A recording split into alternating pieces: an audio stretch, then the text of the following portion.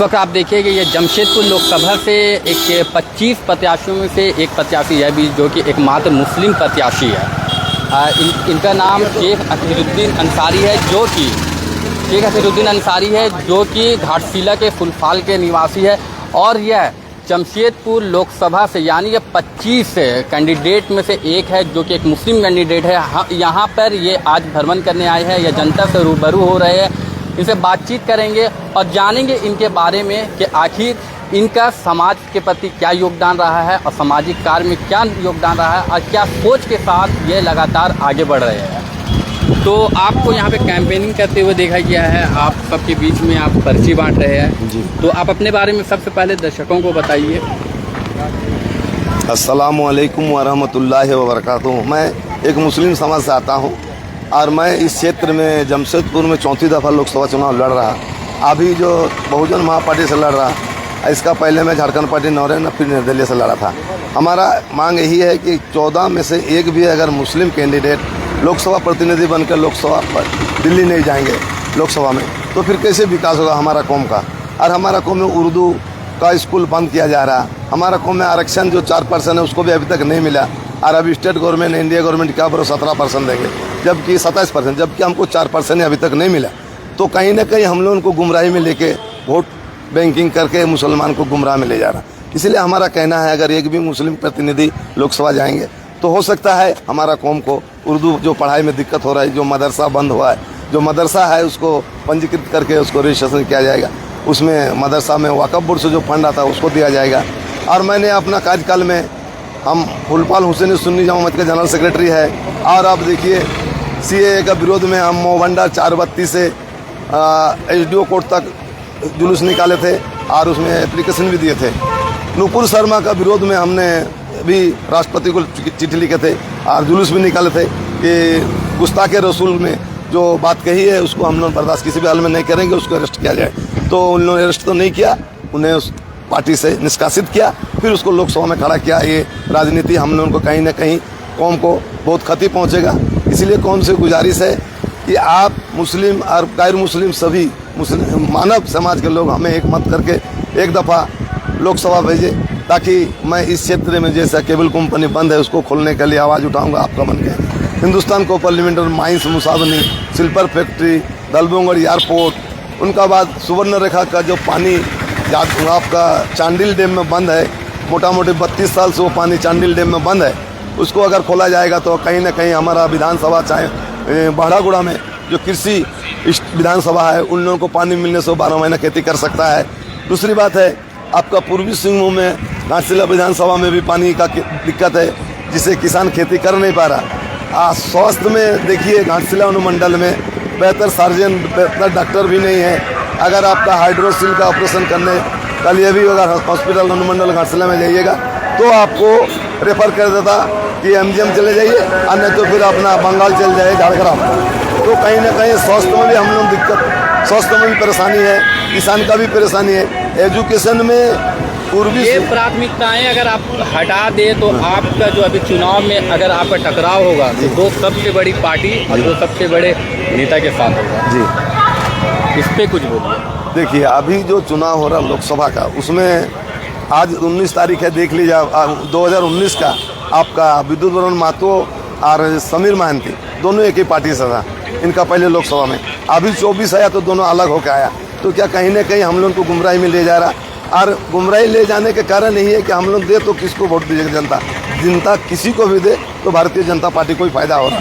वो भी बीजेपी से आया हुआ समीर महांती है और विद्युत और महतो बीजेपी में 10 साल से है, लेकिन इस क्षेत्र का विकास का बारे कुछ नहीं कहा। यही कहना है कि अगर मैं जीत के जा रहा तो मैं स्वास्थ्य, शिक्षा, रोजगार के लिए फैक्ट्री और किसान के पानी की व्यवस्था करूँ। सैया का जो 2000 रुपये मानदेय देता है आपका सैया को, तो उसको मैं कम से कम 15,000 के लिए लोकसभा में इसका बात रखूँगी।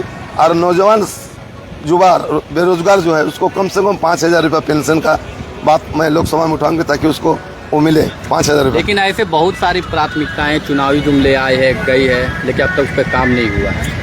अभी फिलहाल आपका जो टकराव होगा वह दो दिग्गज नेताओं से, एक वर्तमान में सांसद है और एक बहरागोड़ा के विधायक है। देखिए वर्तमान में जो सांसद है उनका जो माननीय प्रधानमंत्री श्री नरेंद्र मोदी दामोदर मोदी जी है, उन्होंने 2014 में 9 में क्या भाषण दिया था कि हम अगर जीत के जाएंगे तो आपको 15 लाख देगा।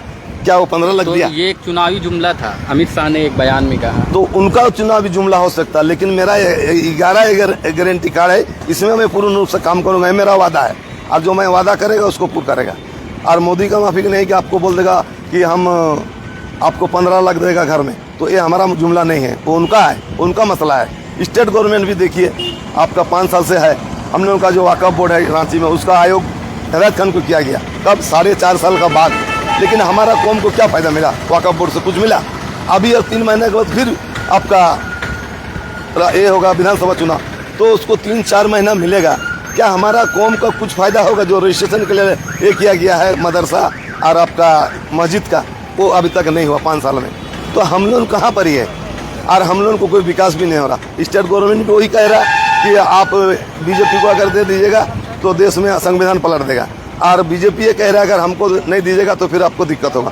तो कहीं न कहीं आम जनता को ही तकलीफ हो रहा है। संविधान बदलना, संविधान को पलटना, ये डराया जा रहा है या इसमें एक फैक्ट है? ये लोगों को डराया जा रहा है वोट लेने के लिए। ये वोट का जुमला है, जैसा आपने कहा ना, वो जुमला है। ये दोनों ही पार्टी जुमलाबाजी करके चला रहा। रोजगार का कोई व्यवस्था नहीं है, दोनों में कहीं नहीं रोजगार किया। अभी स्टेट गवर्नमेंट तो चाह सकता है हिंदुस्तान के ऊपर जो सरकारी फैक्ट्री है, माइंस है, Musabani mines, Surdam mines, Kendari mines, Musabani Hindustan को ऊपर ICC, उसको क्या नहीं खुलवा सकता? कभी देखिए रामदास सोरेन जो MLA वहाँ का वर्तमान में है, हुड़का जाम किया, चक्का जाम किया, अभी लास्ट में फैक्ट्री बंद हो गया। तो क्या कहीं न कहीं रोजगार में हम लोग वंचित है, और यहाँ से लोगों को पलायन होने पड़ रहा। कोई सऊदी में जाके काम कर रहा, कोई टर्मिनल में जाके फंस जा रहा। तो कहीं न कहीं रोजगार का व्यवस्था जब इस पूर्वी सिंहभूम में नहीं है, इतना बड़ा पूर्वी सिंहभूम में बहुत से फैक्ट्री है, टाटा कंपनी भी वैसा कुछ उसका जॉब अभी नहीं निकाल रहा जिसे 10 से 20 हज़ार लोगों को रोजगार दे सके। तो रोजगार में हम लोग बहुत पीछे है, शिक्षा में पीछे है, और आपका स्वास्थ्य हमारा व्यवस्था। आप लगातार कई सालों से चुनाव लड़ रहे हैं, इस दौरान आपने हार का भी सामना किया है, तो अब तक आप चुनावी मैदान में डटे हुए हैं, तो ये हिम्मत कैसे आ रहा है? ये देखिए, समाज सेवा करने का एक जुनून है मेरा। कि हमारा आम आदमी जो है परेशान है, कोई पानी के लिए परेशान है, कोई रोजगार के लिए परेशान है, और कोई शिक्षा प्राप्त करने के लिए, जैसा रसिया और यूक्रेन का भी लड़ाई हुआ, उसमें आप देखे होंगे कि डॉक्टरी पढ़ने के लिए उन लोगों यूक्रेन गया, क्योंकि हमारा भारतवर्ष में डॉक्टरी पढ़ नहीं सकता, क्योंकि उस तरह का इस क्षेत्र में क्या व्यवस्था ही नहीं है शिक्षा का। इसीलिए हमारा कहना है कि अगर मैं जीत के जा सकता, जनता हमें वोट करके विजयी बनाएंगे, लोकसभा पहुंचेंगे, तो इस तरह का जो 11 गारंटी कार्ड मैंने कहा है, इस 11 गारंटी कार्ड पर बहस करेगा लोकसभा में, और इसको पूर्ण रूप से लागू कराने का व्यवस्था करेंगे। पिछले चुनाव में अगर सांसद विद्युत मैं तो कई लाख वोट से, लगभग 2 लाख पार वोट से वो जीते थे। 3 लाख पार वोट से, कंपाई सोरेन से 3 लाख पार से वोट से जीते थे। इस बार क्या स्थिति होगी? वैसे में इस चुनावी मैदान में जहाँ पे आप भी उतरे हैं, आप जैसे नेता एक ऐसे पार्टी से है जो कि अभी ग्रो पे है, इसका ग्रोथ स्टार्ट है, तो यहाँ पे आप अपने आप को कहाँ देखते हैं? देखिए, जनता सब कुछ देख रहा है, जनता का विकास में कुछ काम नहीं हुआ। जनता परेशान है कि हम इस वक्त वोट करें तो किसको करें, वो भी इसको विकल्प खोज रहा है। परिवर्तन में विकास है, तो अगर जनता चाहेगा तो परिवर्तन होगा, और परिवर्तन होगा तो जमशेदपुर लोकसभा में विकास होगा। अभी आप लगातार जहाँ जहाँ भ्रमण करने जा रहे हैं, लोगों से मुलाकात कर रहे हैं, तो उनका रुझान किस तरफ है? आपसे जब उनसे मिल रहे हैं, आप उनको प्राथमिकताएं बता रहे हैं कि अगर आप चुनकर दिल्ली जाते हैं, संसद जाते हैं, तो वहाँ उनकी आवाज़ को आप बुलंद करेंगे, तो उनकी जनता की क्या प्रतिक्रिया आ रही है? जनता का प्रतिक्रिया यही है कि हम लोगों दोनों पार्टी को आज 10 साल से देखते हुए आ रहा, विकास का ऐसा कुछ काम नहीं है, इसलिए हम लोग भी सोच रहे हैं नया विकल्प खोजे। तो आप है और भी लोग मैदान में हैं, अभी हम लोग विचार करेंगे 22 तारीख के बाद।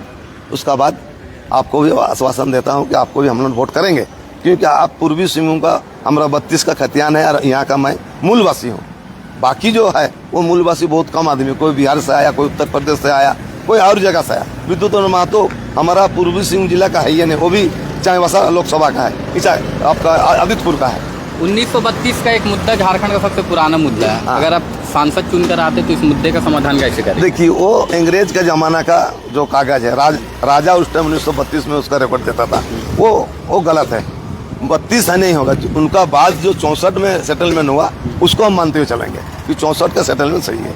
तो आप 1932 का मुद्दा को खारिज कर रहे हैं, तो कहीं ना कहीं ये आदिवासियों की बातों को भी खारिज कर रहे हैं। आदिवासी जबकि का- जमशेदपुर लोकसभा में ऐसे भी क्षेत्र है जो 1932 का खतियान एक सबसे बड़ा मुद्दा है। देखिए 1932 का खतियान में अभी तो माननीय मुख्यमंत्री 4.5 साल सरकार में बैठा हुआ है, जो जिन्होंने आवाज़ उठाई 1932 का खतियान वाला रखेगा, उन्होंने क्या किया 4.5 साल में? अभी तो हम पहुंचा नहीं, पहुंचने के बाद इस पर विचार किया जाएगा, बैठ के आवाम से बैठ कर राय लिया जाएगा कि क्या करना चाहिए, कि 32 का खतियान पे लागू की बात होना चाहिए या 64 का खतियान में लागू की बात। राज्य का राज्यपाल और राष्ट्रपति ने तो साफ कहा कि संविधान के खिलाफ है, बिना संविधान के कोई भी बिल कैसे पास होगा? संविधान बड़ा है या फिर संविधान बड़ा है? तो जब संविधान में 1932 का मुद्दा ही नहीं आ रहा है कि आप किसी को धर्म, जाति, स्थान के आधार पर आप किसी को नौकरी नहीं दे सकते, नहीं। जबकि राज्य का राज्यपाल और राष्ट्रपति द्वारा भी कहा गया, माननीय उच्चतम न्यायालय द्वारा भी यह कहा गया, तो जब संविधान कह रहा है कि 1932 का खतियान लागू नहीं होगा, तो फिर इसको चुनावी जुमला क्यों बनाया जा रहा है, मुद्दा क्यों बनाया? ये हमारा जुमला नहीं है, उनका जुमला है। तो मैंने यही कहा मैं 32 का ये हूँ और मूलवासी हूँ, ये कहा मैंने तो ये नहीं कहा कि 32 का खतियान का मैं ये करूँगा।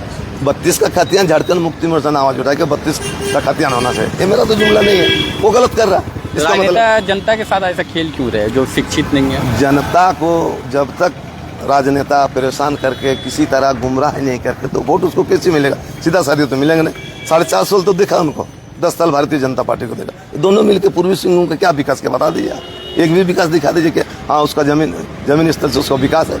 जो फैक्ट्री बंद है वो बंद का बंद है, अभी तक खुला नहीं है। दालभूम का एयरपोर्ट सबसे बड़ा मुद्दा है। दालभूम एयरपोर्ट जो है वो सिर्फ रिपेयर करने से होगा, अंग्रेज का बना हुआ है, हम भी जाके देख मैंने वहाँ नया एयरपोर्ट का कंस्ट्रक्शन चालू करना है, तो उस पर आप क्या काम करेगा? आप दिल्ली चुन कर जाते हैं। देखिए ये काम लोकसभा में बिल को पास कराना पड़ेगा कि एक एयरपोर्ट होने से इस क्षेत्र में जो भी लोग गल्फ जाता है, हज करने के लिए जाता है, और बम्बई, दिल्ली, कलकत्ता, हैदराबाद जो भी प्लेन में जाता है उसको कलकत्ता या रांची से फ्लाइट पकड़ना पड़ता है। तो अगर दलबुंगढ़ में एयरपोर्ट बनेगा, वो सरकारी जगह में है, उसको जगह भी खरीदनी नहीं पड़ रहा, और अंग्रेज का बनाया हुआ थोड़ा बहुत टूटा फूटा इधर उधर है, उसको अगर रिपेयर किया जाएगा तो 6-7 महीने के अंदर वो एयरपोर्ट को चालू करे।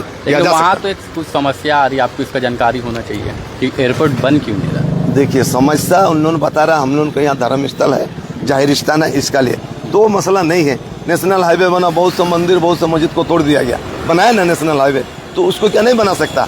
तो कहीं ना कहीं राजनीति चाह रहा है कि इसको रोटी बना कर रख के पकाने के लिए, दिखाने के लिए। क्या मोदी 400, नरेंद्र मोदी जी कह रहे हैं कि 400 पार का आंकड़ा है। जी नहीं, इस बार उनको 165 से ज़्यादा आएगी नहीं, क्योंकि उसको इस बार सरकार में लोग देखना नहीं चाहता, क्योंकि राम मंदिर को बनाया आधा और फिर उसको पूजा कर दिया, ये गलत है। इसका लिए उनका धर्म वाला लोगों ने विरोध किया है, इसलिए वो 400 पार। विद्युत वरण महतो के पक्ष में देश के प्रधानमंत्री नरेंद्र मोदी घाटशिला आए थे, तो जरा सोचिए कि क्या चुनाव की रणनीतियाँ होगी। देखिए आप देखे होंगे घाटशिला जब नरेंद्र मोदी जी आए विद्युत वरण महतो के लिए, तो वहाँ का भारतीय जनता पार्टी का जो लेडीज कार्यकर्ता है उन लोगों ने विरोध किया कि आप आके हमारा हिंदुस्तान लिमिटेड का बारे कुछ बोला नहीं, खोलेगा नहीं खोलेगा, कुछ भी नहीं बोला। और 2014 में जब विद्युत वरण महतो चुनाव लड़ा था, उस टाइम बोला था मैं जीत के जाने के बाद आपका हिंदुस्तान कॉपर लिमिटेड खोलेगा, उसका मेरे पास पेपर है, आपको दिखा देगा अभी। ये हमारे साथ मौजूद है शेख अखीरुद्दीन, जो जमशेदपुर लोकसभा के प्रत्याशी है। ये लगातार कैंपेन कर रहे हैं और 25 टोटल कैंडिडेट है यहाँ से, जो 25 कैंडिडेट ने नॉमिनेशन फाइल किया, उनमें से एकमात्र यह मुस्लिम कैंडिडेट है। पिछले कई सालों से इनका अनुभव रहा है चुनाव के क्षेत्र में, चुनाव लड़ते गए, हारते गए हैं, लेकिन इस उम्र में भी इनका जज्बा कायम है। ये लगातार अपने समर्थकों के साथ लोकसभा क्षेत्र में घूम रहे हैं, अपना प्रचार कर रहे हैं, और इन्हें उम्मीद है कि यह भी चुनकर दिल्ली के लोकसभा पहुंचेंगे और यह भी यहाँ के जनता के मुद्दों को उठाएंगे, जो कि अब तक किसी और सांसद द्वारा नहीं उठाया गया है।